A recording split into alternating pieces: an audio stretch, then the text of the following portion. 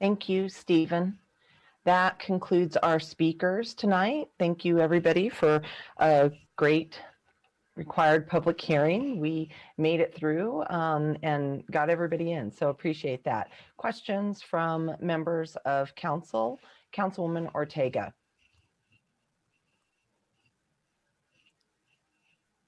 Thank you, Madam President. I was just trying to get my camera on there.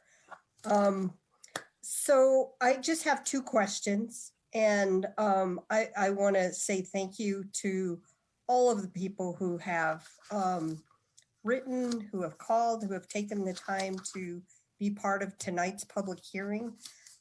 Andrew, if you wouldn't mind, I would like you to clarify a couple of things that would address some comments. Stephen Wild from Capitol Hill had mentioned concerns about, that we might be seeing business investors acquiring properties and renting out rooms at top dollar. So can you talk about the protections that are in place that would prevent that from happening so that we don't see a proliferation of acquisitions with that kind of thing happening? So can you address that first? Sure. So a few things, a few ways to respond to that. The first is that the new definition of nonprofit household that would be added to the code would specify that rent by the room type operations do not constitute a household, that a household is a group of people who jointly occupy a property and live as a family or as the functional equivalent of a family. And so we would have that tool as part of that definition if there needed to be an enforcement case. We also are clarifying that rent by the room type uses would be allowed as like a rooming and boarding type use in places where those types of uses are already allowed and where they're appropriate.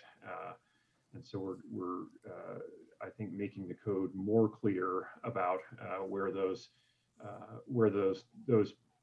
types of kind of for-profit rent by the room uses would be allowed. And that is considered a separate sort of section of the code than the definition of a household. Correct. Right. Okay. Let me go to my next question. And this one was based on the size of a home. So if somebody lives in, a 500 square foot home, for example, and it's only got one bedroom, talk about how the fire code and the building code would address preventing 5 unrelated people in such a concentrated little tiny structure.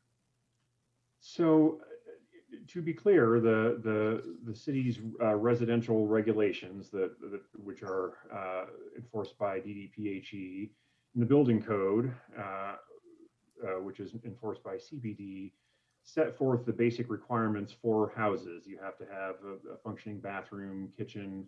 You have to have safe habitable spaces that have safe entry and egress points, but there's not a limit of persons per square feet currently, and nor would there be. So right now, a family, if they wanted to, a very large family, could live in a studio apartment if they chose to. But the data on household size suggests that people are not going to make choices to live that way. But the building and housing codes do set standards for how big rooms have to be and what you have to provide in a house. But as is currently the case with the zoning code would allow an unlimited number of family members to live in any size house. And this would also allow a group of up to 5 people who are not necessarily related to live in any size dwelling unit as well. And the last thing I would like you to just reiterate that you stated at the very beginning of your presentation is looking at cities across the country that have higher numbers than what Denver has currently had in terms of allowing more people to live within a household, and what the actual numbers look like across the city. Can you just sort of, reiterate that I- point? Yeah, I can just quickly recap that. So we looked at about 45 cities, primarily west of the Mississippi, and many cities in Colorado, most of which allow many more unrelated people to live together as a housekeeping unit, as a household. And in most of those, in all of those cities that allowed more, whether it was 5, which is the most of many of the Colorado cities that we looked at, and then up to 8, the closer you get to the West Coast. The actual average household sizes, according to the Census Bureau, were generally the same, ranging from 2.5 to 3 people, the same amount of people who typically live on average in a household in Denver.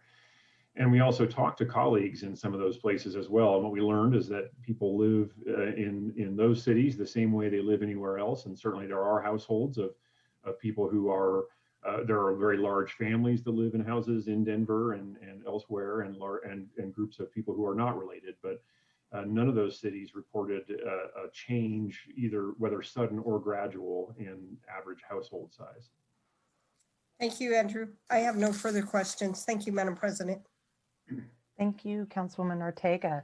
Up next, we have Councilwoman Kniech. Thank you, Council President. Andrew, I wanted to ask about a couple different residential care forms. So I'm going to just start with homeless shelters. Are homeless shelters allowed near where other people live today? Yes. Are they allowed near, for example, apartments in some Yes. places? Are they allowed near single family homes or single unit homes in some places? Yes. And in particular, what about single unit zoning? Are shelters for those experiencing homelessness allowed in areas with single unit zoning? Yes, they are. And can you just describe what size they can be and the conditions for that last one, please? So a government agency or a nonprofit or a religious assembly use, zoning terminology for a church, can provide shelter for up to 8 people year-round, or in most cases up to 100 people for no more than 120 days per year. So like a seasonal shelter. And there are actually provisions in the code that would allow more people to be served year-round or seasonally, provided those shelters or those uses can demonstrate that they meet the code spacing and density requirements. So there are currently provisions in the code that would allow shelters in all zone districts in the city except open space. Okay, and not just being allowed, but are such shelters actually in operation in Denver? Whether they may be now in COVID or not, but prior to COVID, were they in operation in some of those? There are shelters that are permitted, yes, in all neighborhoods of the city. Okay. Let's talk about, are there any examples of large residential care allowed in single unit zoning today? Yes. So. And can you give just a couple examples of any Sure. that actually operate? That actually operate. So the zoning code allows a large residential care in single unit zoning to serve up to 20 people. And there are, without looking at the map, there are assisted living facilities and transitional housing and many other types of residential care uses that serve a larger number of people that exist in single unit zone districts. And as far as you know, those facilities have both residents and staff that come and go from them? That's correct, yes. Okay, thank you. How about community corrections? Are there community corrections facilities in Denver with people living next door to them or across the street from them today? There are, I would say, probably more more than half of the existing facilities are directly adjacent to residential neighborhoods. And can you just speak to what kind of housing might be next to some of those facilities? Apartments, duplexes, single family, single unit homes? It's all of the above. All those conditions exist. Are you familiar with any residential care type that we are proposing changes to today that does not already exist in Denver in one place or another? No. Are you familiar with any residential care type that we're talking about today that doesn't have people living next door to it in some type of housing in some neighborhood in Denver today? I am not. Okay, that's helpful. Thank you. A couple of our speakers raised the question about one of the changes that was made to the residential care in single unit and 2-unit zone districts was that it needed to be on a parcel that it needed to be originally in a building that was institutional. So either a church, some kind of school, or some building that was not a home, an individual's home. I raised some concerns in committee that some of the structures might not be sound or transferable, but the idea of that being usually a larger parcel and used to having a different use on it than a single family home, but that we should in fact allow the property itself, the structure itself, to be renovated or torn down or rebuilt if needed, if historically that's what was on the site. Can you just clarify whether or not the final version of the ordinance requires the use of the building, or just requires that the parcel have been, this type of building in the past, even if it's going to be rebuilt? Sure. It would just require that the parcel have been one of those previous uses in the past. Okay, so this was something that was changed in response to some feedback. So this was, yes. Okay, got it. I think that's it. Thank you very much. Thank you, Councilwoman. Up next, we have Councilman Flynn. Excuse me. Thank you, Madam President. Andrew, could you give us a little more detail on a question that Councilwoman Ortega was asking about rent by the room? We frequently see ads on Craigslist or elsewhere, room available in this house or that house, seeking a roommate. And that strikes me as a very good thing. Yes. Especially when we increase the number of unrelated folks who can share a house. And I would not want to see that come into question. So could you explain to me what's the difference between that and people saying, I'll rent you this bedroom, I already live here, versus a for-profit or one of these pad splitting companies that we've been lobbied by, who want to come in and do that as a business and put people together? Because I understood that you said to Councilwoman Ortega that would not be allowed. So what's the distinction? I just want to understand that. Thank you for the opportunity to clarify that. The updated definition certainly would allow somebody to rent a room in their home, and I can pull it back up on screen if necessary. But the new proposed definition would stipulate that the residence of a house, the makeup of the household, is not decided by an external third party or property manager. So that so if it's someone in a house that wants to rent out a room, that would be fine. But if it's a company renting out the whole entire house room by room, that would clearly not be a household use and would not be allowed in the lowest intensity zone districts. Okay, could it be the case that the owner of that house, the landlord in that case, could advertise by the room and put the 4 to 5 people together themselves? Potentially, and all of these would be any situation like this would be looked at on a case-by-case basis if there was an enforcement action called on the house. So I can't speak to how that would play out in practice, but the intent is certainly that the people who are living there have all jointly chosen to live there. Okay, thank you. It almost has me wondering whether it's a distinction that why are we bothering with it? If someone wanted to do as a business, put people together in a house. All right, thank you. That's all, Madam President. Thank you, Councilman. Councilwoman Sawyer. Thanks, Madam President. And thanks, Andrew. One of the issues that we had talked about a lot is this issue of Chapter 59. So how are we resolving that issue? So a few ways, but in the short term, as we've talked about previously, and as I presented to Ludi back in December, we'll be launching a follow-up project right after this if these amendments are adopted, that would apply the definition of household citywide, including in areas of former Chapter 59.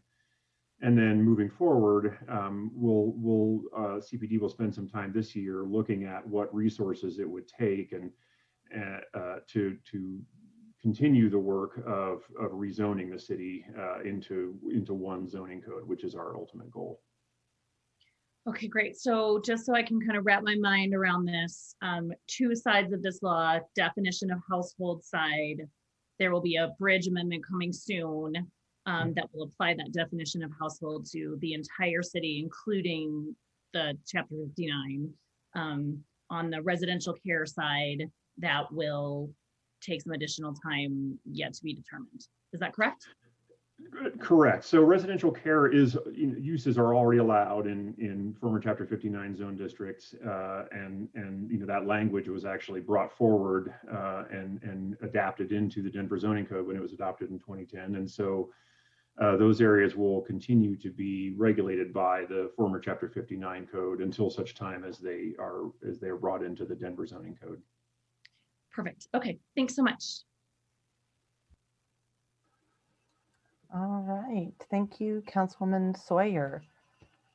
Seeing no other questions from members of council, the public hearing for Council Bill 20-0888 is closed. Comments by members of council. Councilwoman Ortega. Thank you, Madam President. I'll try to be brief because we've been here very late tonight, and I know people who have been watching have been with us for several hours now. But I wanted to start out first by thanking Andrew Webb and our entire team from CPD who did not anticipate this process being this long. It started out with the expectation to be a much shorter time frame, but obviously with COVID, we ended up, extending the public input opportunity, and they did an incredible outreach to the community to ensure that we got robust input, and that input is what brought us to the kinds of changes that are in this draft bill tonight. So to those who attended all the public meetings, who gave their input, you were listened to, because the bill that's on the floor tonight, was a compromise that reflected a lot of that input. No compromise is ever perfect, but I think it's a good start. And I think it's important to state that, to a comment made by Leslie Taragowski, that we would come back and revisit this. We don't have to wait 2 years if we find that there are real challenges and issues with any of these provisions. We could, at any point in time, look to bring that back. I mean, in fact, we're going to be doing that with the Chapter 59 components. I also want to extend my appreciation to all of the people who served on the committee. You heard from some of the individuals that were members of the committee. It was very broad in terms of its representation. And I just want to take issue with a comment made by Juan Gutierrez about this being a corrupt process. I've never been engaged with a more open and transparent process that, had multiple outreach points with the community, that was as broad ranging in the representation that was included. And, at the end of the day, we've got something that not everybody's happy with, but it's something that are important changes to move forward with.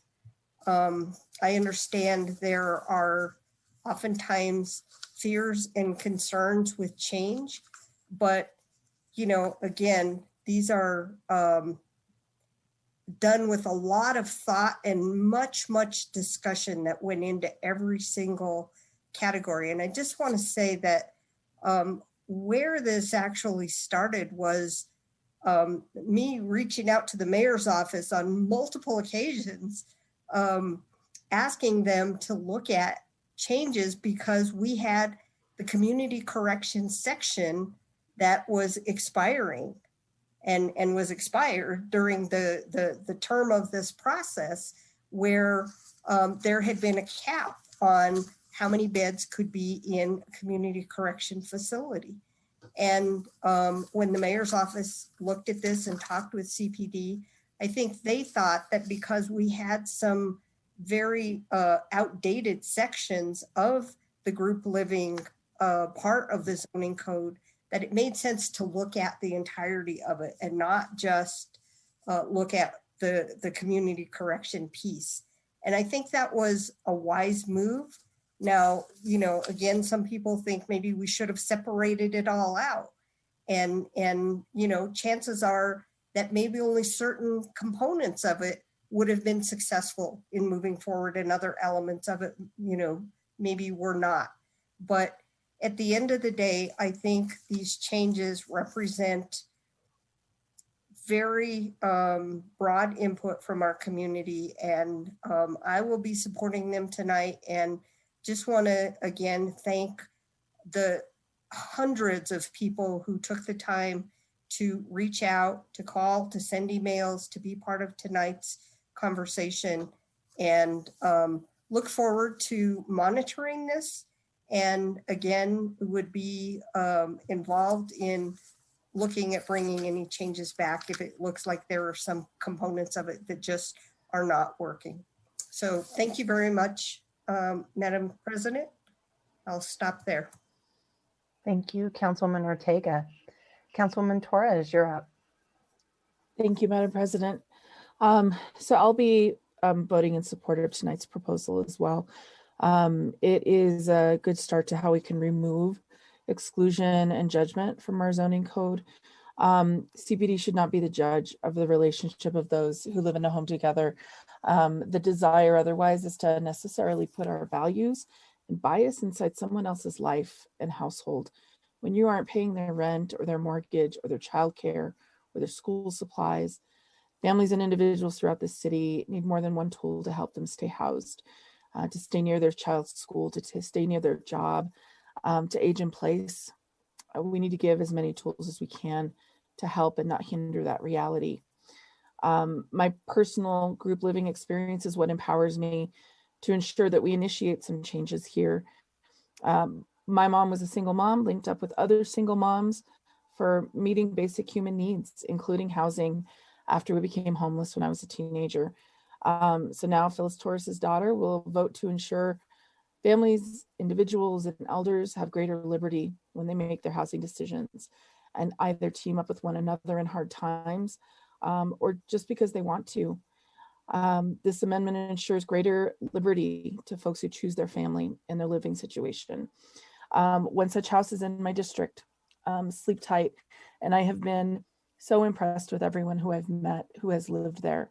One friend in particular who used to live there said, quote, "I thought of the name Sleep Tight when we bought the place. It's a comforting salutation and one that invoked special gratitude for all I had at the end of the day while working for little pay as an outreach worker to youth in homelessness. Unmoored from local community connections, Sleep Tight allowed much needed balance away from the individualism of finding self alone in a city to finding a place of togetherness. This house and its community was an ongoing project, an intention being realized, a physical shell for learning how to share, learn, and find the feelings in life that you need to live it well. It's not all up to you. You can rely on someone. Someone can rely on you. You can disappoint someone, and you'll learn how to work things out. When this came to Ludi in September, it was thought that we would be here for public hearing back in November. We took even more time that we needed to ensure the details were discussed. We could continue as council members to listen to residents and stakeholders in our districts. So to my colleagues, I just want to emphasize that this is necessary. I can appreciate that you've all been lobbied heavily by constituents, by your neighbors. We've all been threatened to be recalled or voted out, so be it.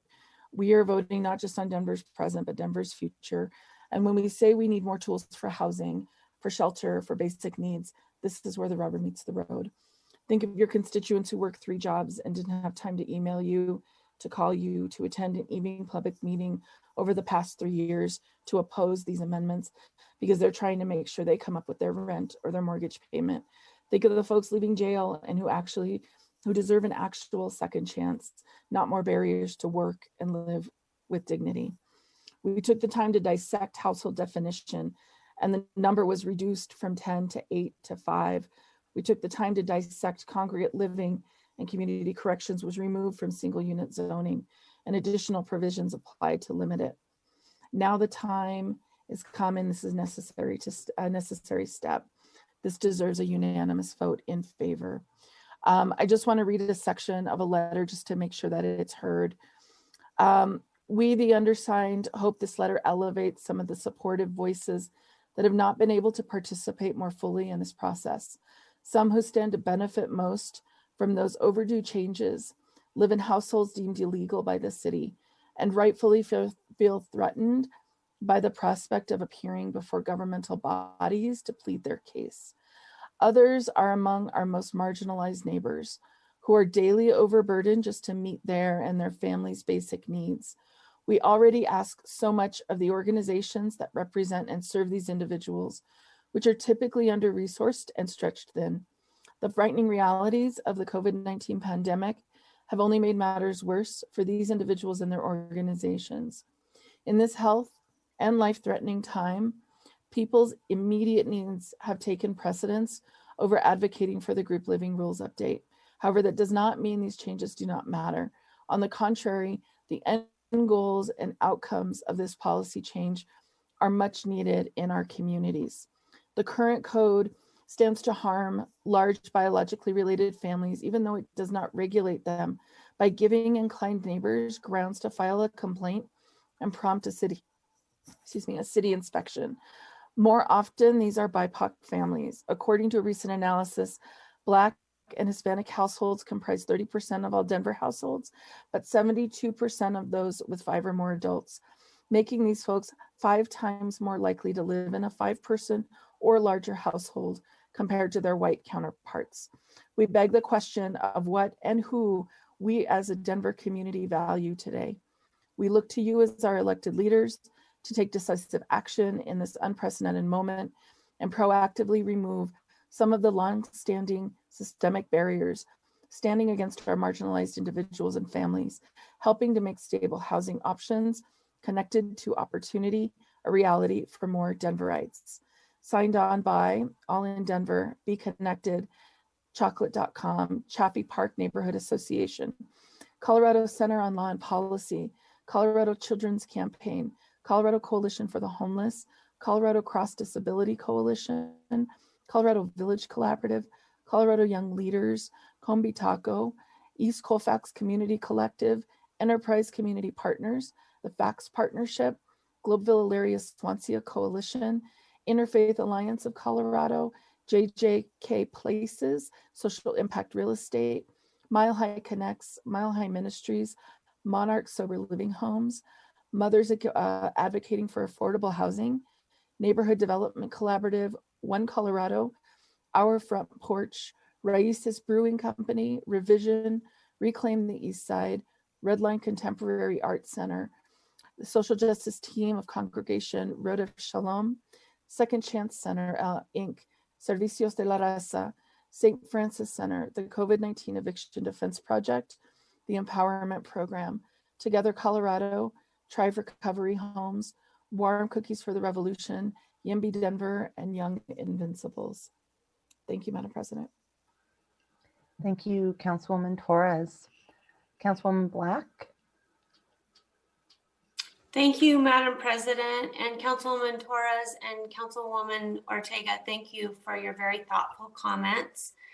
I also want to thank our speakers. It was truly wonderful to hear so many perspectives and so many personal stories.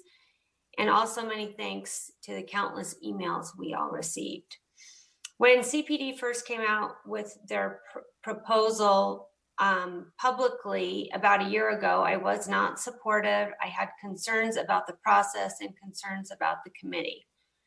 Since then, I spent much of 2020 communicating and meeting with my constituents in parks and in backyards, on the phone, in emails, on virtual meetings and social media.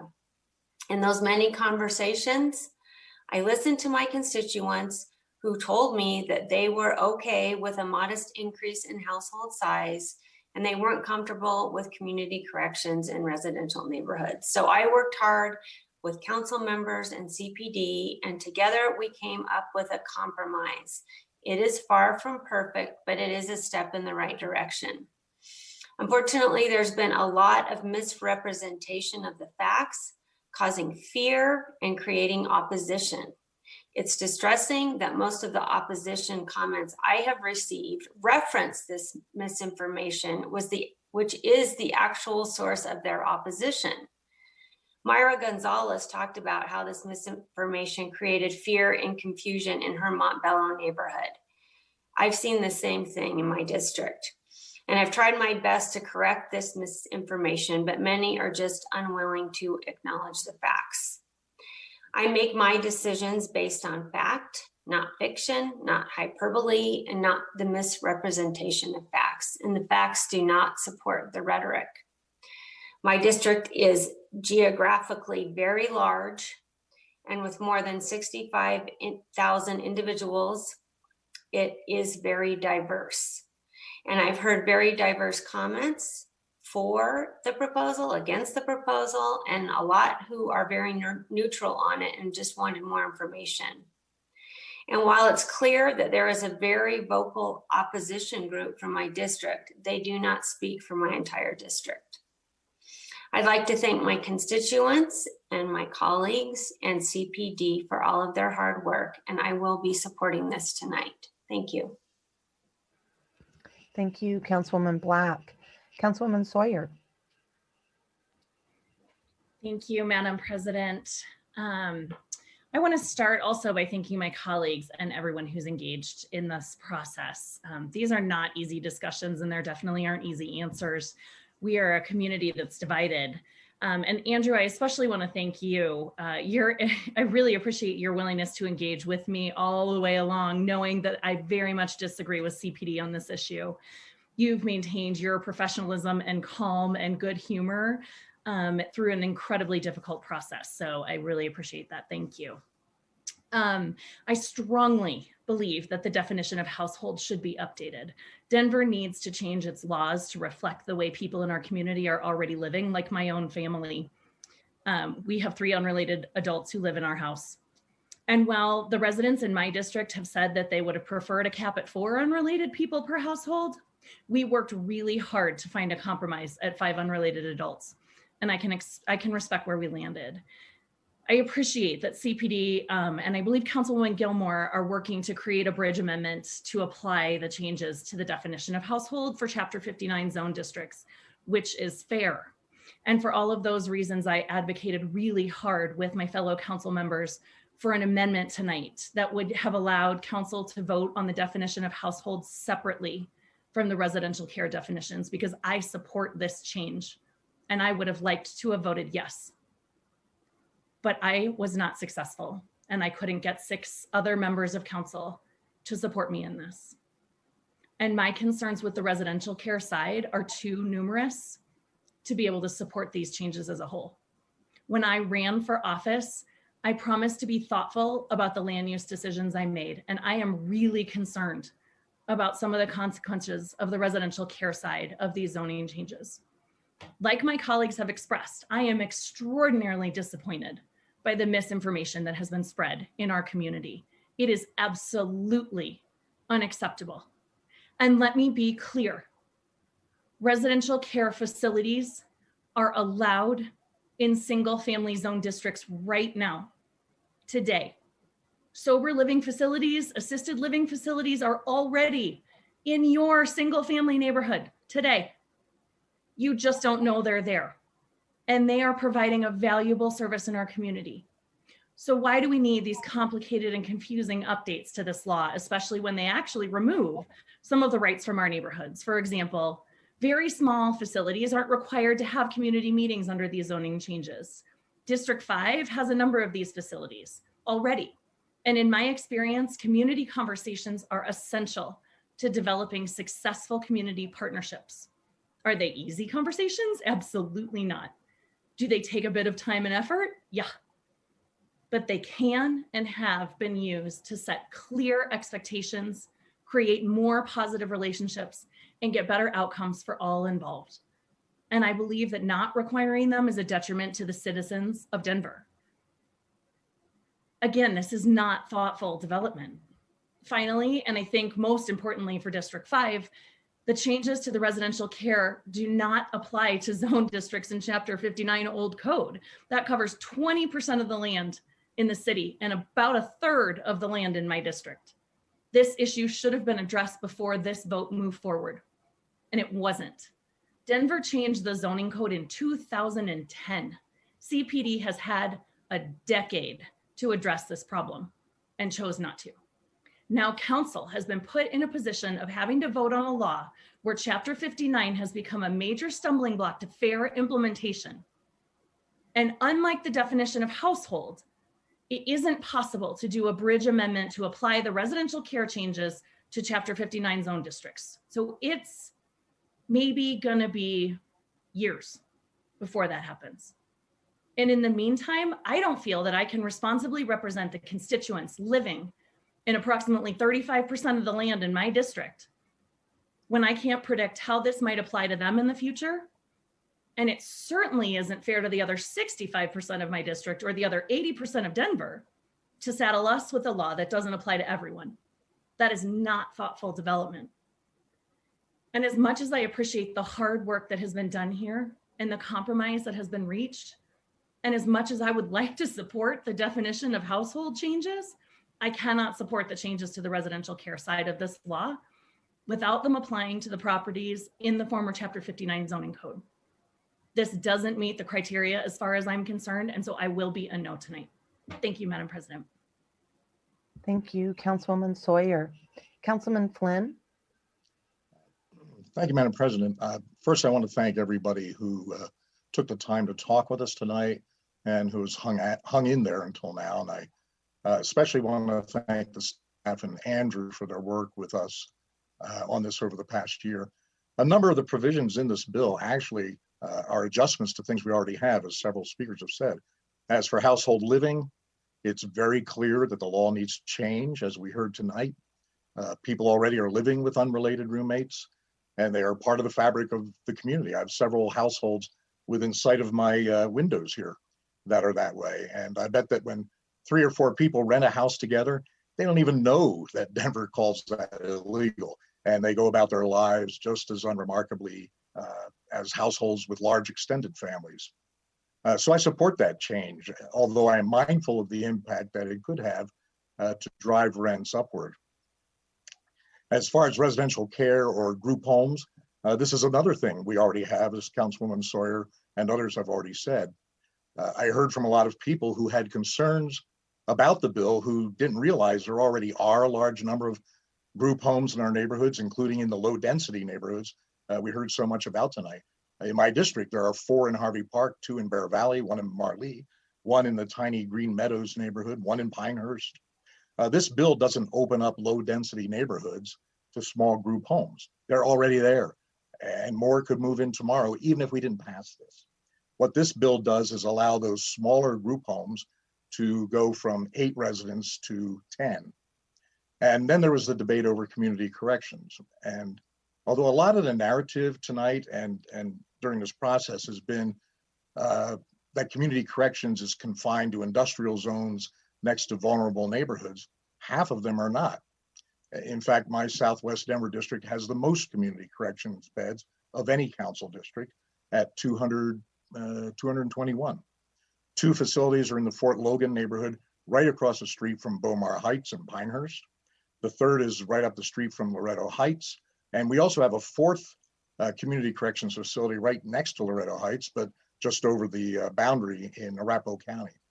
With a dozen residential care facilities in my district, we are already carrying our share of the citywide total.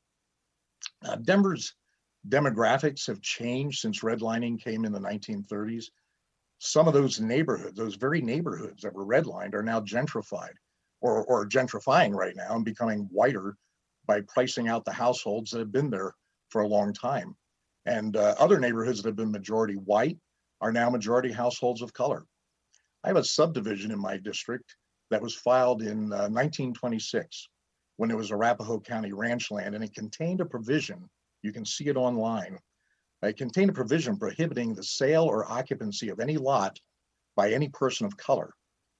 In the 2010 census, the census tract that covers that subdivision was 82% people of color. So last summer, when we were working on this group living proposal, I asked staff to produce a demographic spreadsheet of my district. Southwest Denver today has more diversity, both race and ethnicity, and a broader range of incomes than the city as a whole. Denver is 54% white, according to the 2018 census data from the American Community Survey. My district is 54% households of color. Harvey Park is almost exclusively single-family homes. It's 65% households of color. 36% of households in Denver earn less than $50,000 in income. In my district, it's 40%. On the other end, 10% of Denver households, 10% of Denver households have incomes greater than $200,000 a year. In my district, it's 4%. My district currently has the diversity of class and race that this bill seeks to promote. My single-family duplex and row house neighborhoods are not all wealthy and white. They are diverse, and they are home to families of color who sought out and enjoy that very character.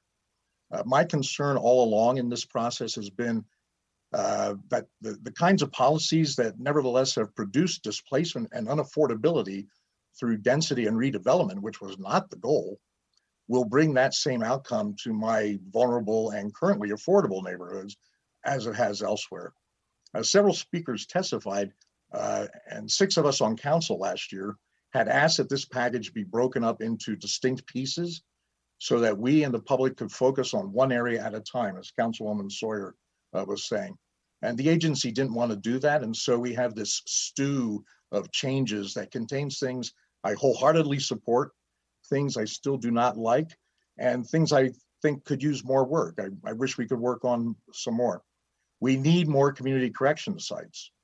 And we could have pulled that out and worked on it more intentionally by determining, well, how many do we need? And then do the hard work of citing them where they have the best chances of success, instead of having it in this omnibus bill that opens up 15,000 properties citywide when we only need a half dozen or so sites.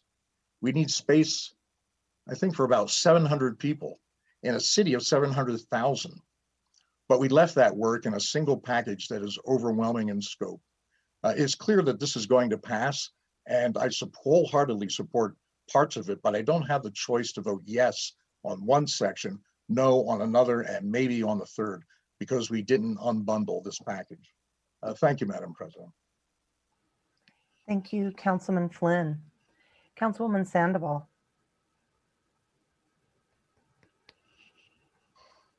Thank you, Madam President. I'd just like to also thank all of the speakers who are hanging tough with us, or more on the viewers who are here at 12:20 in the morning. As we can tell, this is very complicated. And in Northwest Denver, a lot of zoning issues have always plagued District 1. And when I ran, I talked about a lot of it's what I've done, it's what I've studied since being a council aide in 2012. And I committed to my voters that I would be thoughtful and diligent in approaching land use issues because of the conflicts and the issues that I have seen of our neighbors pitting against each other. And I think that's reflected here tonight that we're talking about this at 12:30 in the morning. I wanted to make something clear. We had a speaker tonight talk about why this was coming forward. And in the Cora and in the documents that she got from the mayor's office, quote, a 2008 moratorium on new community correction facilities will expire in May of 2018. One of the documents from the 2017 reads, a public discussion of the current regulations is needed to identify any changes before the community correction facilities moratorium expires. Since service providers and zoning staff have identified multiple examples of language and regulations that should be considered. So since 2008, our halfway houses and our community corrections have been in a time capsule. I do not think that's progressive policy. I do not think that's keeping up with all of the changes that Denver has experienced as a whole. We've gone through a recession, we've gone through a pandemic, we've gone through tons of things since 2008, and I believe that the only way to change things is to create new systems and new opportunities for those who have been incarcerated to come out into our communities. They served their time. They deserve the opportunity to come back into our community. Another comment that I heard throughout the whole entire process was infrastructure. The need for better schools, the need for more schools, the need for trash services, the need for wastewater. And in December 12th, 2016, there was a Denver Post article, and it was titled, Denver is absorbing a lot more people, but it is more densely populated than 1950. And I'll quote from that article.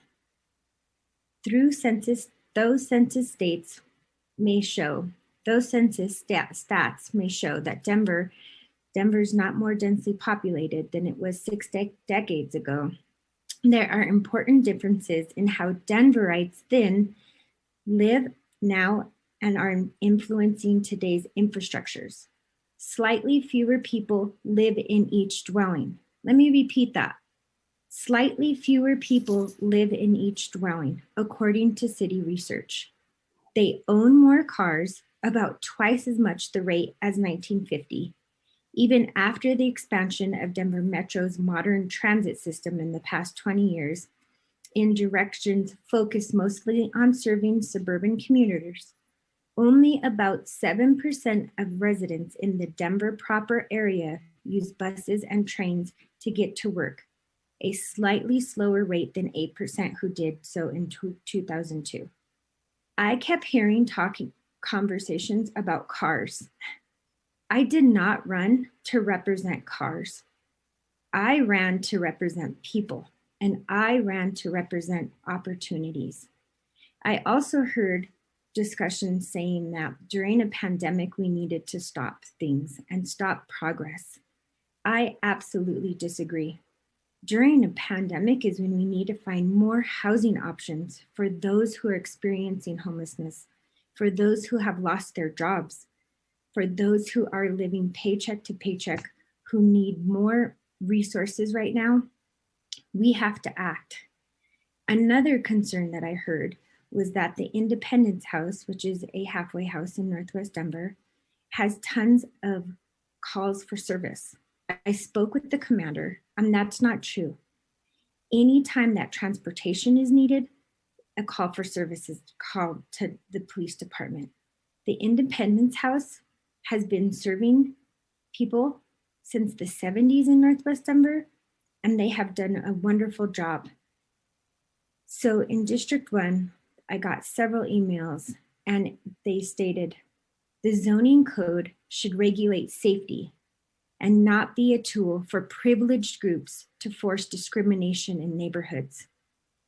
The AARP wrote a letter to us, and they said they are a strong proponent of age-friendly, livable communities where residents of all backgrounds can thrive.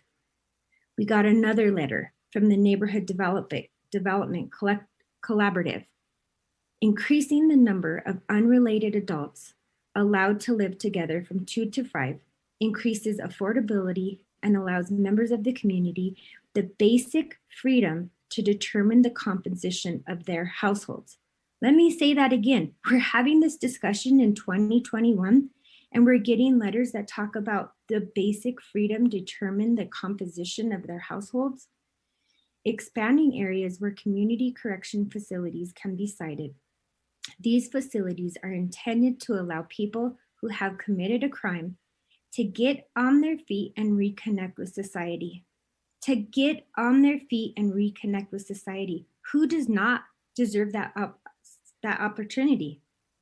The core of this ideal is undercut if community correction facilities are only allowed in places that are segregated from most communities and segregated from access to transit and jobs. And that's what we have done in Denver.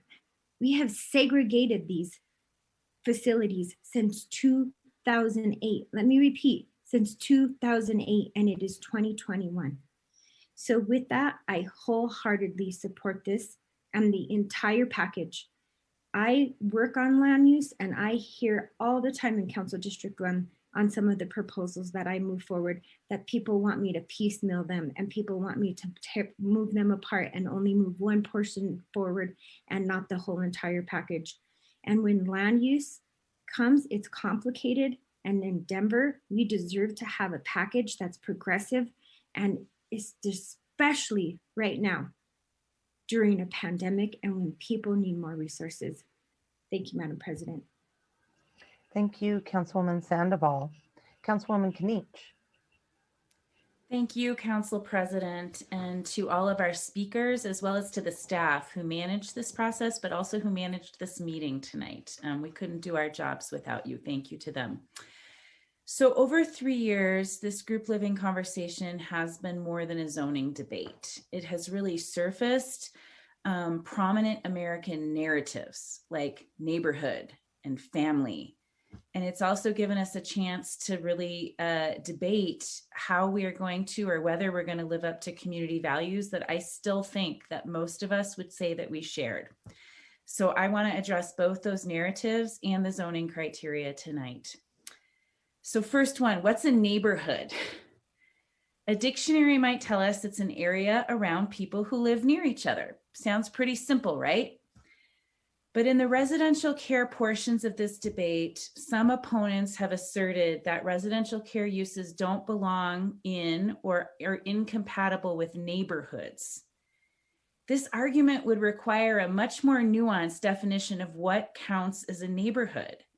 Because as we heard in the question and answer, every residential use care being discussed tonight exists in some form in our city, every single one. People live across the street from them. They live next door to them. They live in apartments, duplexes, even in single unit homes. In some cases, the facility existed before the rules were debated.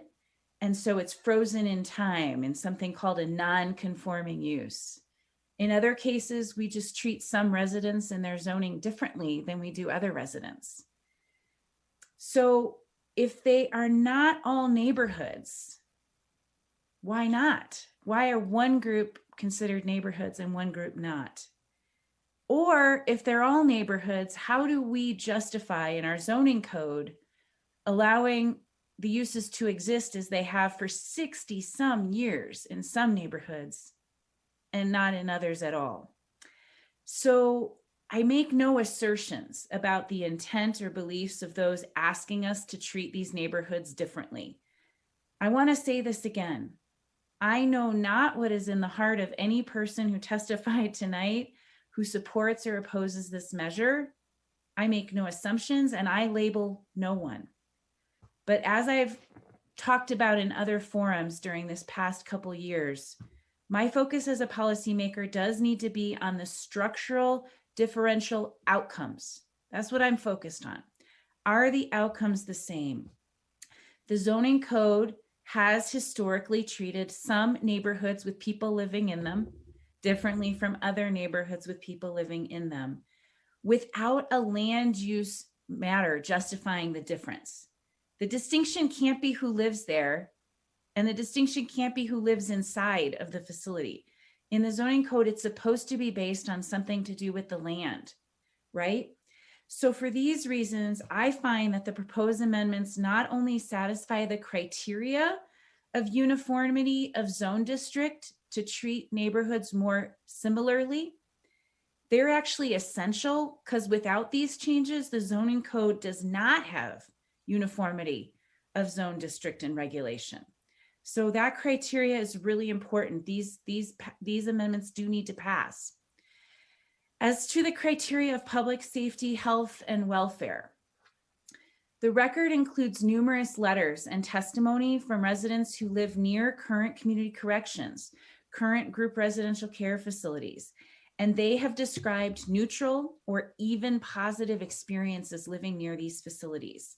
So I find nothing in the record that indicates the incompatibility of this criteria with these changes. Furthermore, while we've identified, and some of my colleagues who spoke before me identified that these uses already exist, they did not acknowledge the fact that they are frozen in time and cannot renovate or redevelop to meet the health and safety needs of their current residents. So again, I find that to meet the zoning criteria of health, safety, and welfare, we must pass these changes so that they can meet those needs of their residents rather than being frozen in time as they are now unable to change. I also find that the health, safety, and welfare of residents who need care is advanced by this zoning change, that being able to expand them or to create them to fill gaps as they're needed, particularly around homelessness. We've identified several shelter types that are missing in our city, that this not only helps to meet the health and safety, it also meets the criteria of plan conformance, because our plans call for connected and economically diverse neighborhoods. You cannot be a connected and economically diverse neighborhood if you are nowhere near transportation, grocery stores, jobs, or other services. So again, I find that the plan conformance criteria is met. Another narrative, what is family? Here, the dictionary definition includes traditional people who are related by blood. But if you dig a little deeper in the dictionary, it also includes people who live together as a household. In our committee process, Community Planning and Development previously shared Denver's history. So it's part of the history, the record before us tonight. The limit of blood relationships is not ordained. It is not even 100 years old in our code. It was created relatively recently. It was not the way that it always was. And I want to share one example of why this definition of family based on blood is so troubling and exclusionary to some in our community. So an old friend of mine named Casey came out as transgender. And in large part, he was rejected from his family of origin and estranged from them. Several years ago, he was diagnosed with brain cancer. It was a former partner and friend and her spouse who took care of him through this terminal illness. They took care of him physically. They took care of his financial and medical care, every aspect of his remaining days. I respect that some speakers are concerned about external impacts. And we've spent many, many hours in committee talking about the laws that exist to address external impacts. But the narrative that has come up during the testimony tonight and previously, that somehow we can predict external impacts based on the presence or absence of a blood relationship, that has no basis in data. It devalues the relationships that took care of Casey in his dying days, and it overvalues the blood relations who reject too many in our community.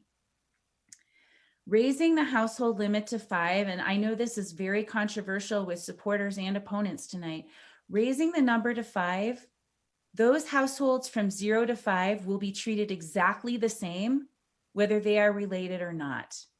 That is a significant significant change tonight, and it has value.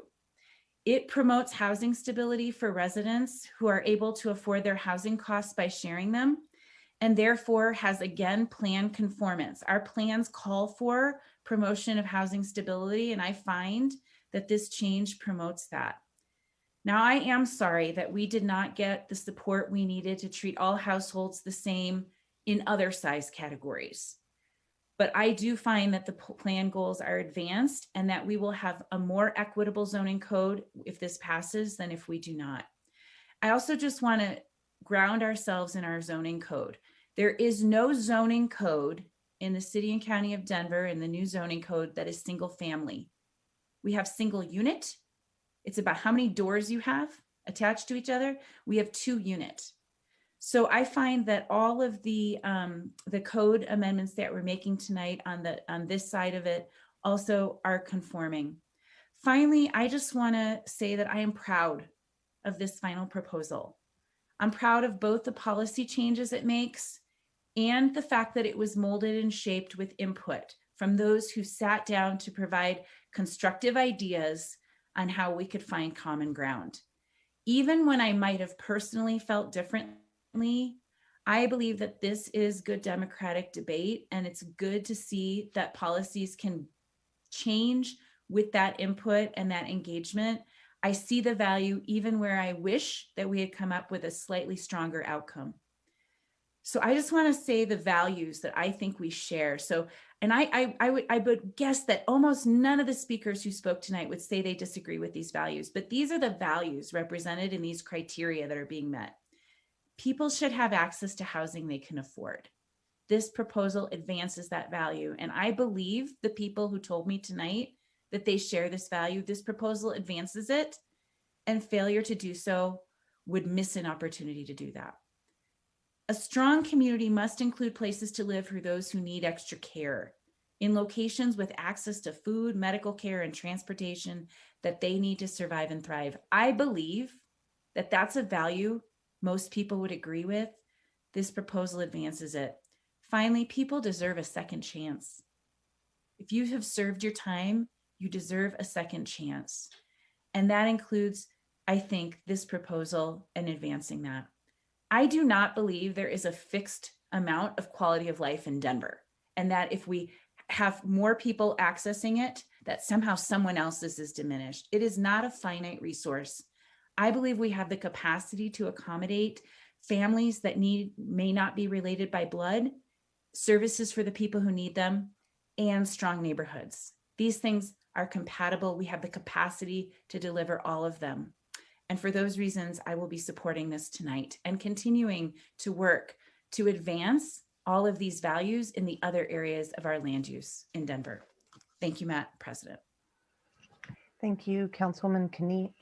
Councilman Cashman. Thank you, Madam President. I want to thank, I want to be sure my audio was on. I want to thank everyone on all sides who participated in this incredible discussion over the past couple of years. We'll make that almost everyone. Those of you who chose to resort to vile obscenities and meritless character assassination directed at those in the community, at city staff, at members of this council who you felt were not addressing your concerns adequately. You contributed nothing to the conversation. You actually demean the importance of this debate. And those of you who have intentionally spread misleading and hyperbolic gossip have made a difficult discussion needlessly more challenging. I have spoken with people on both sides of this debate who feel passionately about their position, with whom I have great respect and I think have great character. Our current definition of household size is 2 unrelated adults, even with the allowance for all of their relatives, is antiquated, merits revision to allow for a more broad definition of family, more in line with how people actually wish to live in 2021. our sisters and brothers, our sons and daughters, mothers and fathers, and uncles and aunts who either find themselves on the street with no place to call home or are trying to turn their lives around after being incarcerated for violations of the law need additional facilities and services that give them the hand up they need to return to lives of dignity, whether that be full independence for those capable of that ascent or healing custodial care for those in need of more long-term assistance. All neighborhoods should share in the benefits and the challenges of living in Denver, Colorado.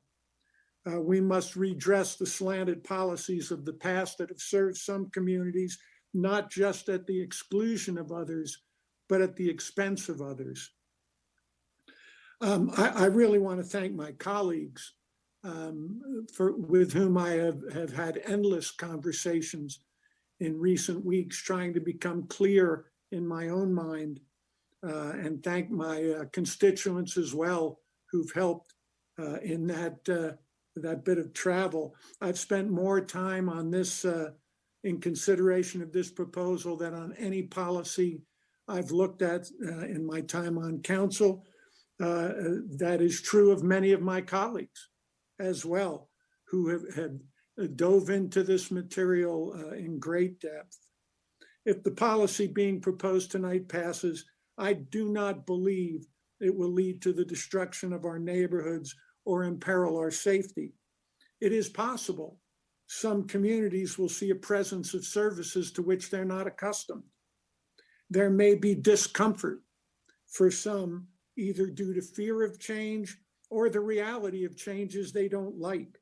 To say otherwise would be disingenuous, but the status quo has long been uncomfortable for many others. The process that got us here had some flaws that concern me. Does process trump policy? I don't believe that's the question. It's like asking what's more important, the Constitution or democracy. Process leads to policy. Better process does lead to better policy. The proposal should have been divided into at least two separate bills. I still don't see what managed group living uses have to do with household size. It makes for a bill that's hard to wrap your arms around and causes debate to wander all over the map, as we've seen in months past and even tonight. I do believe that if the committee that led to the proposal being put forth tonight had been comprised of more broad-based or different representation, it would be a different proposal. But not being a soothsayer, I can't tell you precisely what that different proposal might look like. It might have created a more nuanced approach that respected reasonable concerns for buffers between uses. I'd have been more comfortable with a buffer in place around corrections facilities. But that discomfort comes from the fact that I know a lot of my constituents have that fear. The data that I've looked at doesn't justify that discomfort. The information I've gotten from the police department, from community corrections, simply doesn't justify that discomfort. I honor that it exists. Fear is difficult to deal with sometimes. I'm concerned by the fact that some neighborhoods may be more susceptible to the abuse of household size than others. I'm concerned by the hesitance of CPD and Dottie to commit to beefing up neighborhood inspection services. Community members and members of this body have long requested better enforcement of existing ordinances, hence the concern that additional demand might arise from implementation of this wide-ranging bill. In determining policy, it's important to have as representative a group as possible at the table, not only to check a box under the column-headed equity or to even the numbers, but perhaps more importantly, there will be ideas brought to the table worthy of discussion that wouldn't come forward otherwise. Different communities bring differing perspectives. After 5+ years on council, I fully understand the complexities that citizen involvement bring to legislating and crafting of policy. But I've chosen to believe it is among the characteristics that define our government from others around the world. I've championed public comment before this body because I believe in its purpose and benefit. And I believe in crafting a system that mines the civic body for ideas, not just for approval. Also in my time on council, I've heard various city agencies urge this and that policy because developers crave certainty in ordinance and guideline. Shouldn't neighbors be accorded this same courtesy? The roadmap for how we get to the new reality that more justly houses all Denverites with dignity is getting ever more complex. Tonight's proposal is not being considered in a vacuum.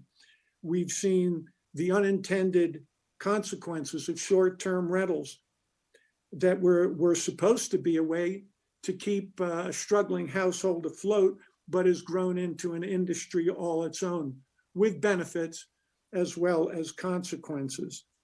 We've accepted accessory dwelling units as a value in Blueprint Denver and our comprehensive plan. But do we know yet what the result of implementing ADUs is going to be? How is it going to affect property values in general? Are these truly going to be intergenerational households, or is it just a further wealth building for those who are already advantaged? We're going to be looking at the affordable housing incentives program moving forward. After that, we'll be looking at residential infill, where we will in fact question single family zoning. Where does it remain appropriate and where might it change? The discussion is more complex than some would have it be. For that reason, I was not a fan at all of the original proposal. I thought it was too extreme from where we're starting now. It's my approach. It may be right, it may be wrong. It's the way I approach things. Move forward incrementally. In a couple of years, if this passes, we'll look at it and we'll either say, hey, we made some mistakes. We either need to back up a bit, or maybe there's room to move forward even more. To say that the compromises that were made over the past year to the original proposal, to say that these are minimal is simply not accurate.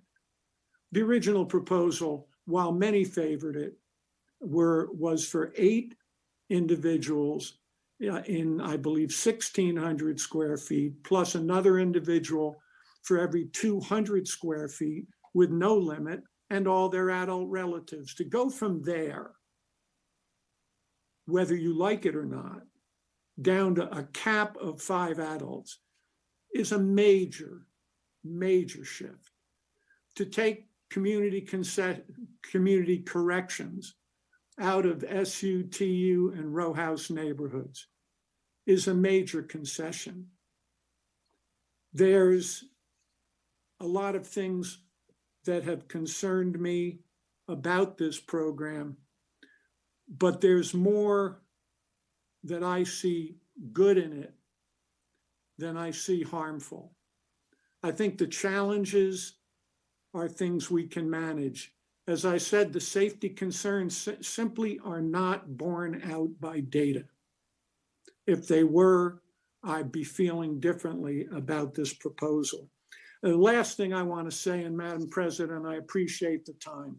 I published a newspaper for a lot of years, a neighborhood newspaper in South Denver, and the first historic picture that I remember getting from Denver Public Library was taken from Iliff Avenue, just west of Colorado Boulevard. It was a dirt road looking at the brand new University of Denver campus in the late 1800s.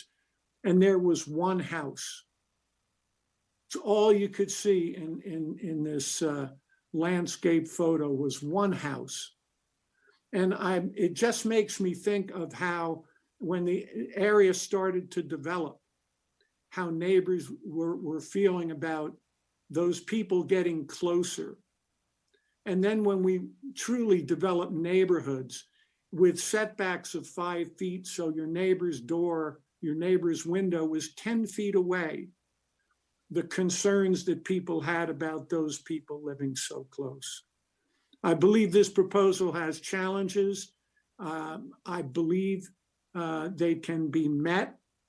As far as Chapter 59 goes, I wish the whole city was being treated equally and all the Chapter 59 land was under this new proposed policy. The reality is the whole city is not being treated equally right now. So I think we're moving in the right direction. I'm committed to meeting the challenge of any unforeseen consequences that arise. So after more thought than I have given anything since taking office, I will be supporting this tonight. Thank you, Madam President. Thank you, Councilman Cashman. Councilman Hines. Thank you, Madam President. Make sure I'm not muted. Former councilperson recently reminded me that if everyone is a little mad at me about my position, then I've probably come to a good compromise. Given the nature of the opposition comments that my office has gotten about this proposal, I think we're probably in that place. We've certainly heard from those who tell me that we need to keep things exactly as they are. After all, they committed their family to a community because of what the neighborhood was when they purchased their home. This amendment is a threat to that paradise. We've also certainly heard from those who tell me that this proposal has been watered down too much. If only we could maximize the purpose of the tool, affordability for all those who are coming to our beautiful city. They are struggling to find affordable ways to live in Denver and see this council body as one that continues to hamstring each affordability effort put before us. So I want to thank you, CBD staff, especially Andrew Webb. Mr. Webb and the CBD staff worked hard on a proposal that spanned, sorry, someone's texting me, on a proposal that spanned multiple years and fielded lots of angry calls, emails, and other constituent outreach about group living. Also, thank you to the Group Living Advisory Committee.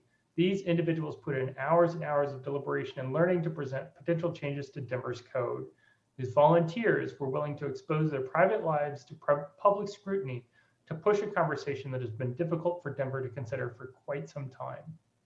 Thank you to all the inspectors in our city. We're hearing some ugly stuff come out that alleges that inspectors are lazy or even worse, are willing to accept bribes. I have no reason to believe that any of this is true, and I'm sad that people would make these allegations. Before I was elected, I spoke quite a bit about how we all need access to housing, transportation, and representation. To that end, I chose to survey the residents of our perfect slice of the city, much like my predecessor. All the information is anonymous, and none of that information was presented at an individual level. It was meant to understand the district, not spy on an individual. The survey resulted in about 1,000 responses, and the vast majority were from District 10. On its face, a narrow majority agreed or strongly agreed with this amendment. However, the comments showed that some of those against were opposed because this amendment, in their opinion, doesn't go far enough. The comments also showed that a considerable amount of those opposed took that position because of fear of unintended consequences, like parking, sanitation, and other symptoms. As has been heavily covered tonight, we can legislate to stop those consequences from happening. Some said they didn't want to complete the survey because of the questions that I asked. They said the questions were biased. They said the questions were invasive. So those groups decided against participating in my survey and created their own survey. That is, of course, their prerogative to go separately from the district-wide survey. But here's the deal. I was trying to cut through the misinformation and preconceptions to make sure that people were thinking about the policy, not just reciting talking points. I also wanted to see if this amendment could actually be that affordability tool that CPD is striving for. That means I asked about financial stability. That means asking about social networks, that if they were stable and their social network was stable, then this amendment wasn't for them. If they were severely cost burdened, or if their social network was housing insecure, then this amendment was meant for you. So setting aside the perceived survey bias, I'm deeply concerned about a different kind of bias that I want to talk about. It's one where people who have a good life here are genuinely frightened and feel very, very threatened by the policies that could ease affordability obstacles. Some of the email I received claim that people who would want to share their homes with other unrelated adults were dirty, unhealthy, loud, that people would want to live together this way, would park in front of their lawns and take up all the public parking spaces on the street in front of their homes. These people would create nuisance properties and sell drugs and clog up sewer systems. So let me tell you about two examples of constituents that I know. One of my constituents is a single dad and a DPS teacher. He's living in a nice single family home with a play set in the backyard, a dog, and a couple chickens. He lives with a couple who aren't married, but are saving up for a wedding and a down payment for a home. To save up for braces for his son, he's been talking to a UC Health student, doing a residency about renting the fourth open bedroom in his house. Just living with a couple means he's violating code, and would be if even more if he added the roommate to his fourth empty bedroom.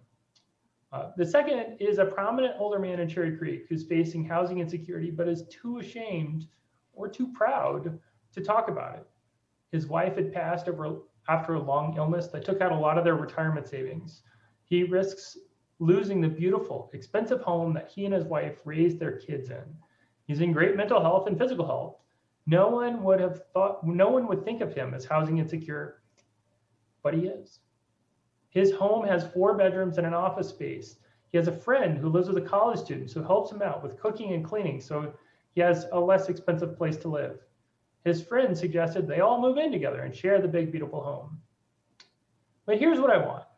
I want DPS teachers to afford to live in Denver.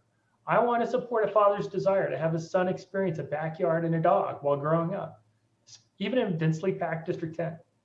I want to support the med student who might grow to love Denver and stay here, helping stave some brain drain from our city. I want to support this generational partnership, affordability for someone starting out and affordability for someone who wants to comfortably stay in his home in his twilight years. And I couldn't care less if 3 men choose to live together. I don't believe it's any of my business if they're relatives or not.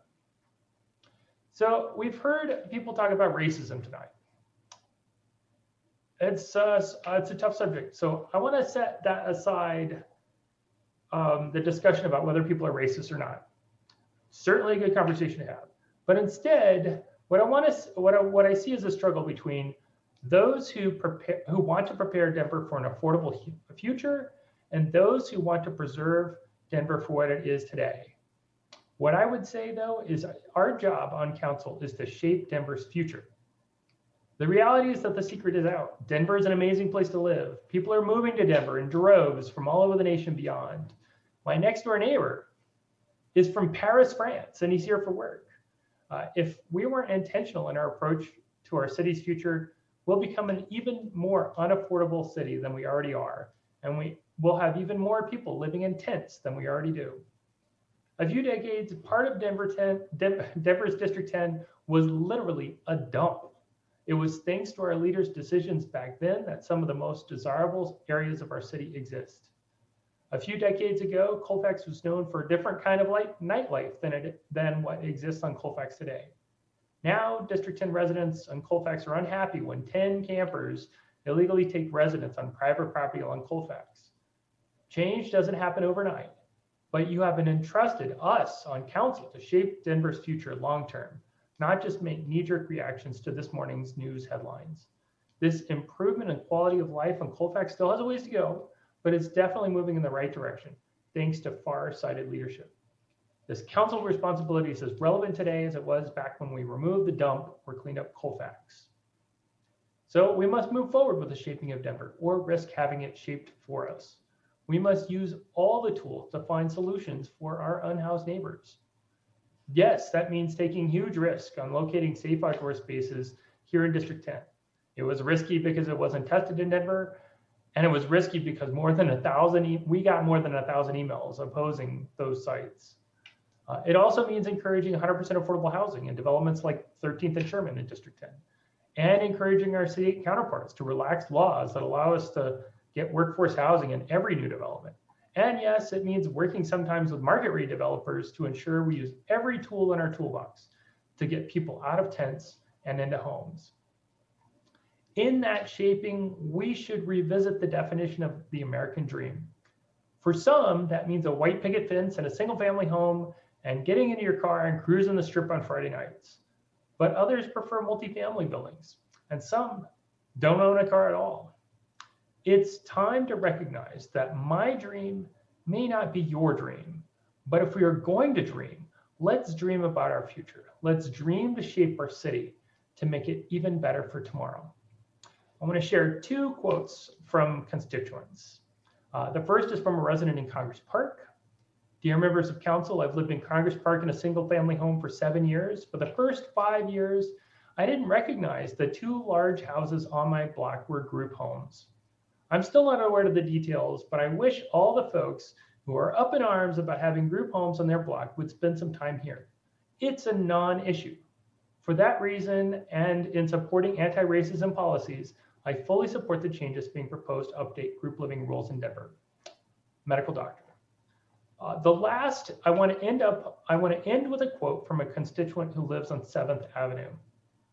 I ask my fellow neighbors and community members not to be driven by fear when they think of more adults living together and to not assume the worst. I ask that they assume that we are a community of hardworking adults trying to do our best in this world, regardless of race, religion, and sexual orientation, with whom we choose to live, and how we are able to find a reasonable solution to pay our rent or mortgage is on each of us to solve every day. In addition, we should also take pride in supporting people in our community in group or elderly homes that are doing their best to transition to a better life or finish their lives with integrity and grace. Thank you, Madam President. Thank you, Councilman Hines. Councilman Clark. Thank you, Madam President. The advantage of going near the end here is that everything that I had to say, somebody else has already said. So I'll just say thank you to all of the speakers who took time to be here, and to the 113 who are still hanging around watching right now. Thank you so much to staff. Andrew Webb, I think, is going to be sainted having gone through this. So thank you to all the staff who put in hours and hours and hours and a lot more hours at our request than it was originally planned. And thank you to all of my colleagues here on the council for all of your work. I know a lot of work has gone into this from the very beginning and at every point. It was hard, and I know that there are people, there are constituents of mine on both sides who were not happy about this as we worked towards compromise. For many, this doesn't go far enough, and for many, this goes too far. But I believe that we've struck a good balance, a good compromise that moves us forward while mitigating many of the concerns that were brought to the table by the hundreds of people who got involved with this. And so I just want to say that I'm so proud to serve with all of you and to see that respectful and passionate dialogue that represents all of the voices and feelings from our community can really make a proposal better. And I'll be supporting that compromise and the really hard work it took to get there with a yes vote tonight. So thank you to all of you. Thank you, Madam President. Thank you, Councilman Clark. Seeing no other hands raised, I'll go ahead and round out the comments here before we vote. I would like to also thank the speakers, community, the original committee members, my colleagues on council. We learned alongside each other during this process, and CPD, Andrew, Sarah, Laura, and the amazing central staff who behind the scenes made sure that we were able to pull off this massive meeting tonight and make sure that we were able to hear all of the community members. So thank you to the central staff team. The March 13th COVID shutdown did slow the rollout of these changes. And, we've had a lot of community meetings, we've had town halls, and throughout this entire time, like my colleague said, the proposed amendment drastically changed from where we originally received it. And it was vital for us to hear the community's questions, ideas, and concerns. We know that during this pandemic and even before, we were seeing alarming statistics on the state of housing security in our city. And at the end of the day, these proposals, these amendments are at the end of the day trying to get more people housed in the city and county of Denver. Our cost of living has significantly increased over the last 5 years, but even looking back at 10, 15, and 20 years, coupled with high unemployment, we must look at equity to correct some of these issues that we're facing. My family has lived in the Montbello community for 25 years. When my husband and I bought our home in Montbello, it was $140,000 in the 90s. Reports now show that the average single family home is upwards of $600,000 in Denver. So many people have faced multiple barriers to securing housing. With the state of our economy and limited job opportunities, it makes it very hard, if not impossible, for folks to make enough money to live in Denver. We also talk a lot about the needs of our many family members and loved ones. And in the Far Northeast Area Plan, we as a community talked about how important it is for our older adults to age in place. Some of the uses for residential care include nursing homes, assisted living, and different living situations to allow people to age in place. We need more locations within our city to support people's transition back into society and to have the support necessary to begin and maintain their recovery from addiction. On the other hand, we heard tonight from many community members, specifically in the Montbello community, that they don't support these changes due to over decades of intended and unintended consequences brought forward from policy through our cities that negatively affected communities of color. Specifically, folks want to know how we're going to correct neighborhood inspections, how we're going to support folks in the neighborhood, and how we're going to ensure the quality of life in our community. I look forward to working with my colleagues on council and community planning and development over the budget process this year to look at how we can expand the ways that NIS works within our communities, similar to STAR, having different professionals going out, knocking on doors, providing resources and support to the very people who are clearly in need. Concerns regarding absentee landlords who are difficult, if not impossible, to get in contact with has also been brought forward. This group living proposal brought those concerns forward and the desire to create a system where we begin to collect contact information and ensure rental properties are compliant. Since early 2019, I've been working on a rental license program called Healthy Residential Rentals for All. I recently presented at the Budget and Policy Committee of Council on January 28th, and my council office is looking forward to rolling out this proposal. Through the program, the policy would ensure that those homes who are being rented are also following the public health, safety, and welfare guidelines set forward in Chapter 27 of our minimum housing standards and create pathways for better outreach to help with these homes when there are concerns. We'll also be able to support the residential home program of Denver Department of Public Health and Environment to ensure the health and safety in our rentals in our city. This will also create another tool for Host Toolbox to enhance renter protections and provide more stability in our housing. Historically in this country, we have seen policing in housing regulations. For years, there's been a practice of using the government against people who live in different ways than we do. It has been a tool that has been weaponized against people who weren't married, who identified within the LGBTQ community, who were of a different race, and today against people who are roommates. There has also been real concern about how these changes are not equitable because they don't apply citywide.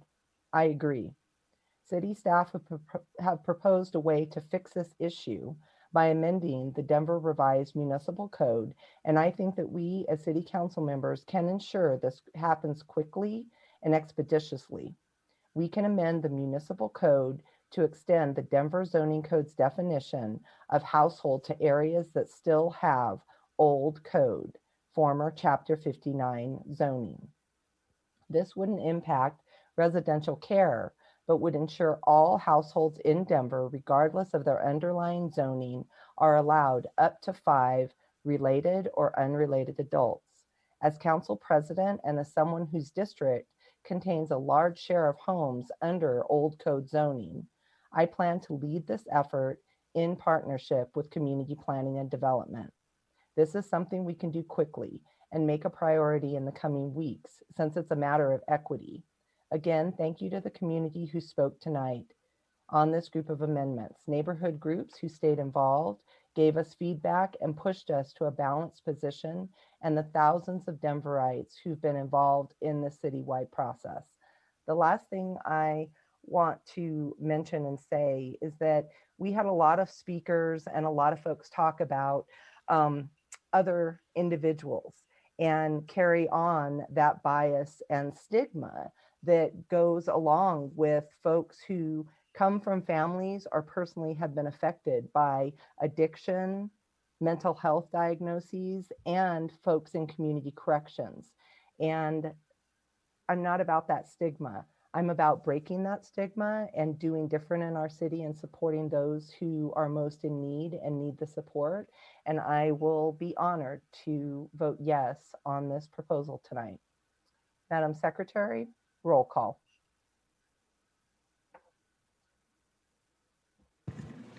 Black, Aye. Cedabaca, Aye.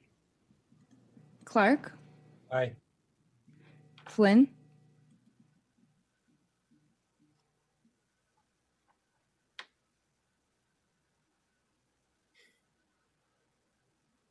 You're muted. Did Councilman Flynn? Nay.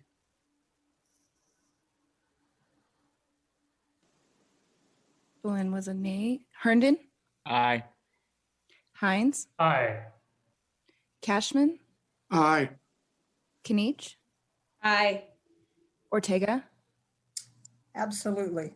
Aye. Sandoval, Aye. Sawyer, No. Torres. Aye.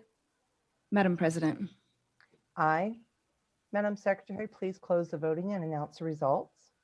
2 nays, 11 ayes. 11 ayes. Council Bill 20-0888 has passed.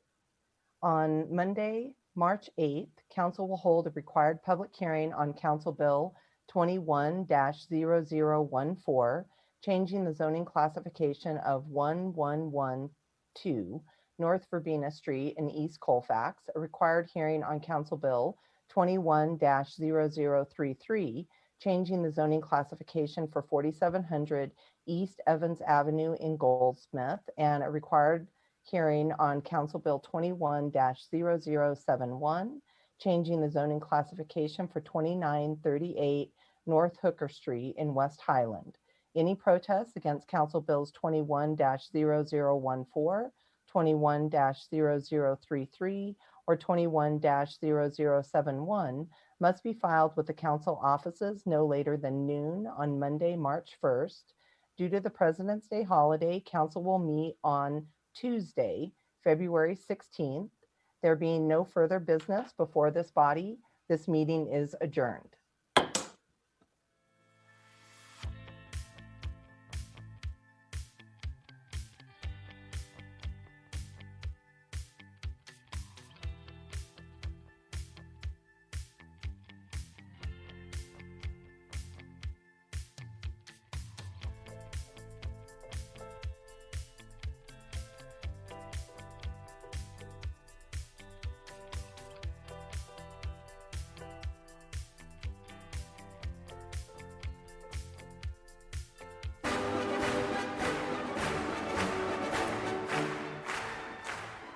das mit seiner Krankheit, dass er also total kaputte Bandscheiben hat, sowas muss es ja gewesen sein, das war schon eine wirkliche Tragik für ihn. Ich habe mitgelitten, wirklich. Weil er war oft so geschwächt, wissen Sie, dass es so traurig war. Er war schon einsam. Und viele haben, glaube ich, ihn zu sehr einsam